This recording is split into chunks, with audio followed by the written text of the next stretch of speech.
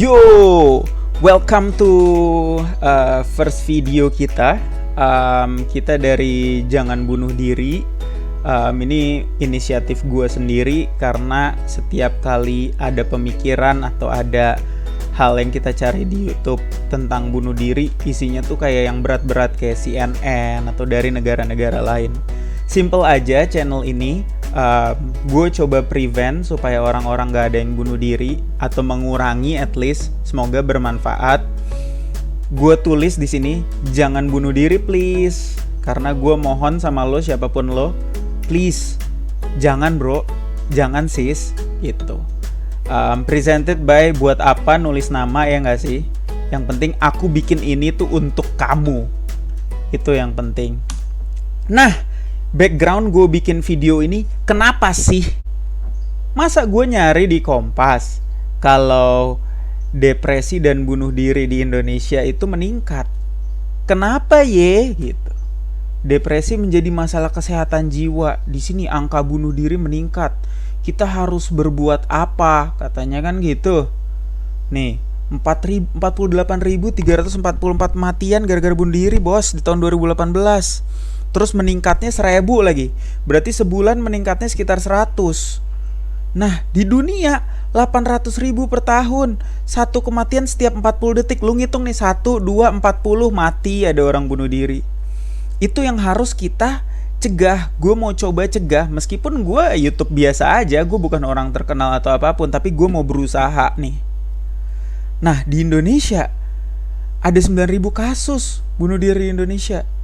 Gimana sih, apa sih yang bisa gue bantu? Gue gak mungkin reach out satu-satu. Tapi gue mau coba bikin YouTube channel tentang ini untuk prevent angka bunuh diri di Indonesia. Untuk prevent bunuh diri, untuk mengurangi angka bunuh diri. Sorry ya kalau gue masih newbie. Kayaknya ngomongnya juga masih cupu, masih kebelet-kebelet. Kelebet-kelebet, apalah itu. Oke, kita next ya. Apa yang harus kita lakuin sih? Kita gak boleh diem aja. Kita harus apa? Satu, yang gue coba pikirkan di otak gue, sekali lagi gue bukan psikolog, ini cuma pendapat gue. Kita menyadari kalau keinginan bunuh diri itu bukan permasalahan kejiwaan. Lu gak sakit jiwa men. Lu emang lagi sedih dan depresi aja. Lu gak sakit jiwa. Lalu budaya kan mendengar kalau teman kita ada, kita gak tahu apa yang dia hadapi, dia mau cerita, dia mau ngobrol, dengar. Karena bisa jadi dengan semudah mendengarkan orang ngomong, kita bisa nyelamatin nyawa orang lain. Cuman dengerin doang bro, lu diem aja. Asal jangan main HP ya, coba dengerin dengan beneran gitu. Mungkin saran gak terlalu butuh mereka, karena mereka pun kayak denial. Tapi dengerin aja bro, dengerin gitu. Lalu ada lagi stop bullying. Kita gak tahu latar belakang dari orang itu. Misalnya kita ngatain, biasanya anak muda yang ngatain orang tuanya, ngeledekin orang tuanya, mana tahu orang tuanya udah meninggal dan itu membuat mereka inget lagi dan depresi dan mereka bisa menyakiti dirinya sendiri atau punya potensi. Lu bakal nyesel seumur hidup lu bro. Sis, stop bullying man, gak lucu, gak keren. Keren tuh berprestasi, lu bikin YouTube, lu ngapain tuh keren. Stop bullying. Terus yang keempat, merubah cara berpikir. Kita coba ngerti orang lain. Misalnya ada, nih anak berisik banget sih, nih anak gak keren banget sih, gitu. Nah, kita berpikir, oh jangan-jangan keluarganya lagi berantem, oh jangan-jangan keluarganya pisah, oh jangan-jangan keluarganya lagi jatuh bangkrut. Gue pernah waktu SMA, temen gue mau foto gue bilang, bro lu aja yang fotoin katanya. Terus gue bilang, ya gue gak difoto dong. Gak usah, soalnya lu gak perlu ada di foto. Dia mungkin bercanda banget, tapi waktu itu keluarga gue lagi bangkrut. Gue sedih banget coy. Oh gue gak boleh ada di foto karena gue miskin ya. Itu di otak gue, dia gak bilang itu. Nah coba stop bullying, coba ngerti orang lain, kayak gitu sih menurut gue.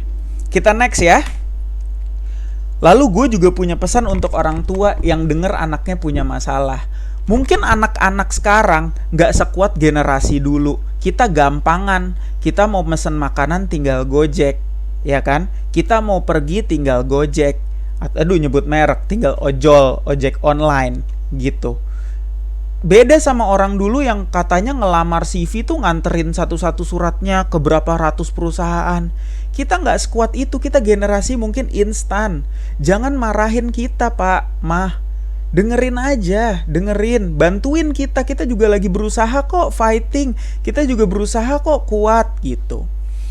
Ajak diskusi anak-anaknya, beri kenyamanan di rumah, karena gimana pun di rumah itu lebih baik dari di luar. Di luar merokok atau hal-hal yang gak benar lainnya, keluar malam, at least angin malam lebih enak kan di rumah hangat gitu. Ajak diskusi, bikin rumah tuh nyaman, Pak, Bu, supaya orang tuh nyaman di rumah gitu.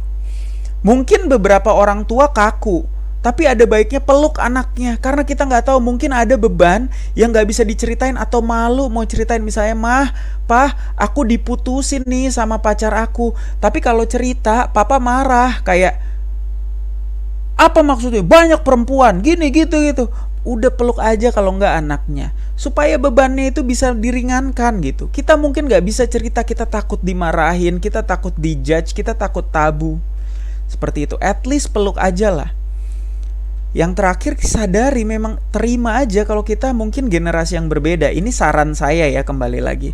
Terima aja dan dukung. Oh, dia anak saya mengasihi anak saya akan dukung anak saya. Oh, dia beda generasi, dia beda pemikiran, dia melawan orang tua, dia nggak bisa diatur, dia... Oh iya, generasi kita mungkin berbeda.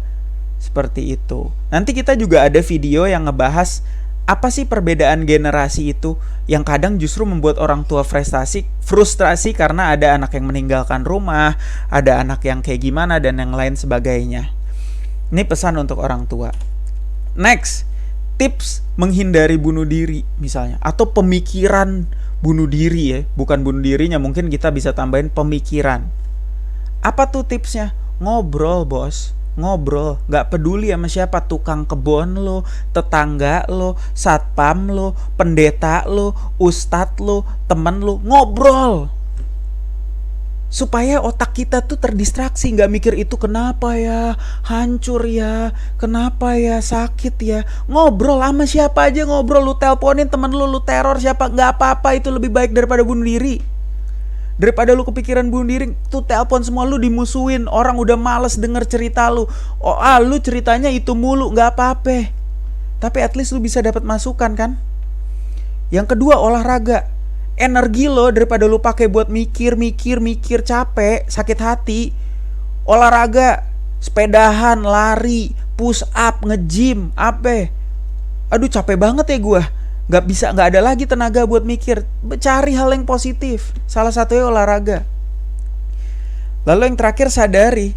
Ini gue belajar dari bedah otak kemarin. Gue nonton TEDx dan yang lain-lain langsung dari dokter otak.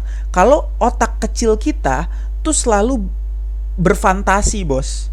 Mikir kayak pasangan kita yang terbaik, atau misalnya orang tua kita harusnya begini, keluarga kita harusnya lebih indah dari keluarga cemara, dan yang lain-lain gitu. Nah, sekarang kita harus sadari realita yang mungkin memang sakit, tapi itulah realita gitu kan. Nah, semua itu gak seindah fantasi yang dibuat otak kecil kita. Kalau pasangan nanti akan nikah kayak Cinderella, kaya, hebat gitu. Gak kayak gitu, bro. Ini yang terjadi. Dia sombong, pasangan kita ninggalin kita, orang tua kita ngecewain kita, teman kita nyakitin kita, dan yang lain sebagainya. Itu realitanya, bos. Terus gimana? Kita selalu bikin pakai pikiran kita, oh teman kita yang terbaik, dia gak akan dong nusuk dari kita dari belakang, dia gak akan ngerebut pacar gue, pacar gue gak akan selingkuh, orang tua gue gak akan pisah. It's a fantasy. Realitanya gak kayak gitu, bos. Ya udah, bear with it, what to do, man. Kill yourself, gak guna. Lu mati, terus dia ngapain? Dia tetap pacaran sama selingkuhannya, dia tetap nusuk teman-teman yang lain dari belakang, dan yang lain sebagainya. So stop it, stop. Jangan bunuh diri, coy. Jangan even berpikir. Berpikir boleh, tapi alihkan. Ngobrol, olahraga, sadari realita. Bilang sama otak lu, itu bohong, otak kecil, itu bohong. Itu bohong. Yang benar adalah realita sekarang. Dia gak baik, dan itu dia. Terus kita mau ngapain? Move on. Itu tips bunuh diri, menghindari pemikiran-pemikiran bunuh diri. Di next video, gue bakal tulis cara move on dari hubungan yang sudah bertahun-tahun, atau bahkan udah ketemu keluarga, udah mau nikah, dan yang lain-lain. Gimana caranya? Gue akan coba sampaikan. Thank you, ini video pertama gue, maaf kalau banyak kekurangan. Kalau lo mau curhat atau apa, gue nggak naruh kontak gue, tapi komen ada di bawah. Lo komen di situ, gue akan bales satu-satu. Makasih. Jangan bunuh diri, please, please, please, please.